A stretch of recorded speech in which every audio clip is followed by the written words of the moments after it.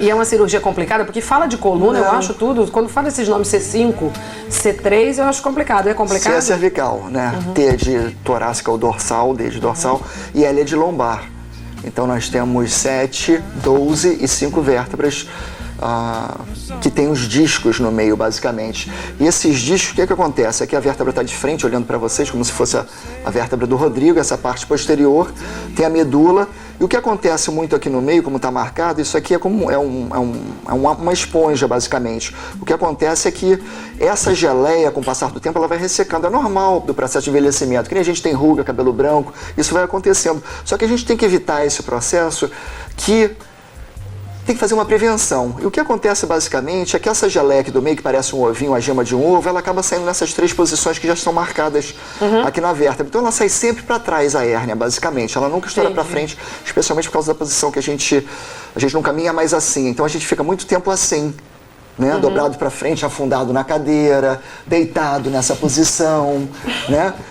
Então, o que acontece? O importante é manter aquela curva da lordose e da lombar, não uma hiperlordose, mas não também uma hipoliordose, mas manter essa curva para evitar que as hérnias venham na posição posterior para trás.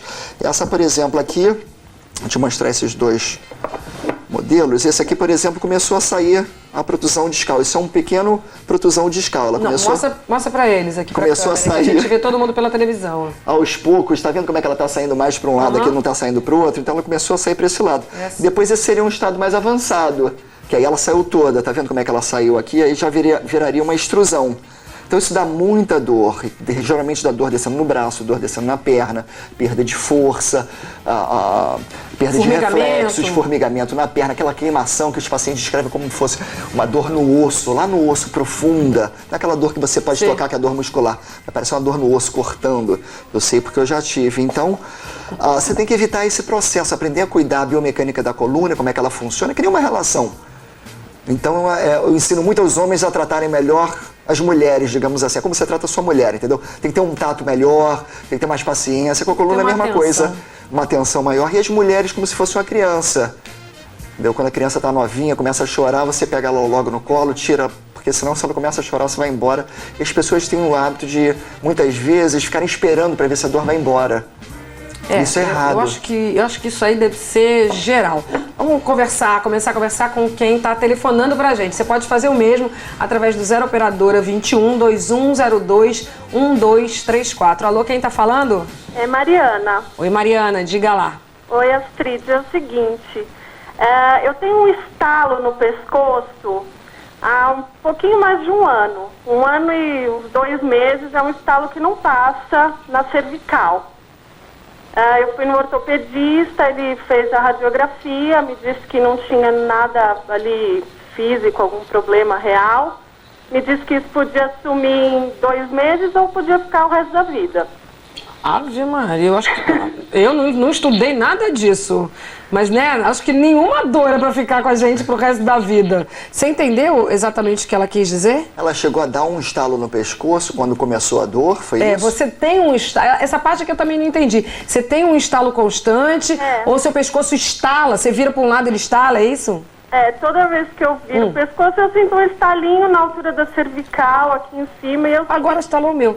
Sei. E quando você faz isso, estala, é isso? Mas a todo momento eu sinto tic, tic, tic, tic. Às vezes já é um começo de uma artrose, você talvez tivesse tido algum tipo de trauma na articulação antigo, ela já tem um desgastezinho, talvez a parte do disco já ressecou um pouco, toda vez que você mexe, você desgasta, como o disco está desgastado, ele se reencaixa, ele dá um cliquezinho, porque vai criando umas aderências, uma fibrose, uma cicatriz naquela área, e depois a pessoa fica com um movimento limitado. E o trabalho do quiropraxista é botar movimento naquela articulação, basicamente. Deixa eu só mandar um beijinho pra ela. Mariana, beijinho, muito obrigada pela sua pergunta. É um tratamento que tem a ver com remédio? Não, ou é só essa coisa de realmente encaixar as coisas no seu devido lugar e fazer uma repostura? Tem uma pergunta aqui que tem a ver com o que ela fez, que a Ludmila do Rio está perguntando se as pessoas devem ou não instalar a coluna e o pescoço, as costas Sozinhas. e o pescoço. É uma pergunta muito interessante que eu acho que vai ajudar muito as pessoas. Eu acho que geralmente as pessoas como é que instalam? Geralmente é o personal que vem por trás, geralmente é um profissional que não é qualificado. É um curso de 4 anos e meio. Você que trabalha lá fora, vai nos campeonatos no Japão, você vê que são pessoas qualificadas, pessoas que estudaram realmente.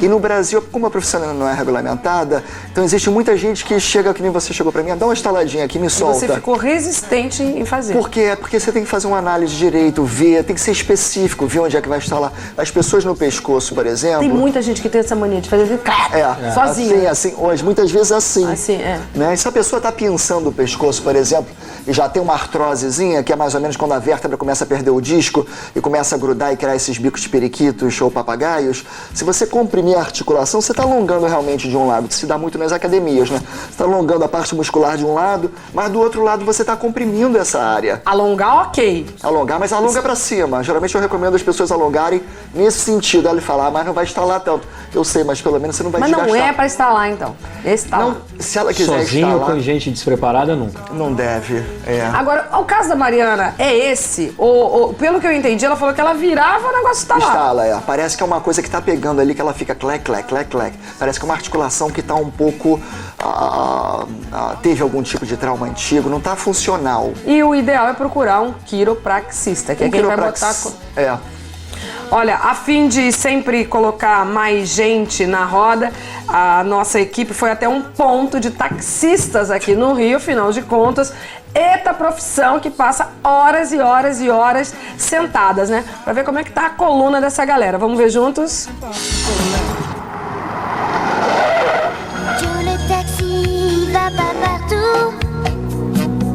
Eu trabalho 8 horas, 12 horas, dependendo do remunerado. 16 horas sentado ali, né, Mori, colega? Dá uma dor, costas, pernas. É bem dolorido. O táxi maltrata a gente. Cada 10 que você conversar, pelo menos 9 sente dor nas costas. Problema de coluna, hernia de disco. O osso vai mal, a coluna vai mal, a cabeça vai mal, estresse total. O que eu preciso é alongar de fato, e dentro do carro, normalmente não dá para fazer muito isso. Sair do carro. Encosto lá de fora do carro, estico a perna, que isso ajuda um pouco. Um banho frio para relaxar mesmo e andar um bocado, né? Sempre massagear a coluna, as costas, alivia bastante. Tem um passageiro que pergunta se é bom mesmo, dá certo mesmo. Eu falo, não, realmente para mim deu certo. Sou do tipo que converso bastante com o passageiro. De vez em quando, eu inclusive tenho até consultas aqui dentro, né, com o passageiro. Às vezes a gente se queixa de alguma coisa, eles falam, procura uma postura, procura fazer um exercício e tal. Eu também tenho essa dor, eu trato com remédio assim. A gente vai conversando no decorrer da viagem e vai chegando a um bom senso, né? Até que o problema da mala é pouco, né? A mala não é tão pesada assim, né? A mala do passageiro ou o passageiro mala? Quando a gente pega uma mala aí, realmente dá as pontadas nas costas, até 2.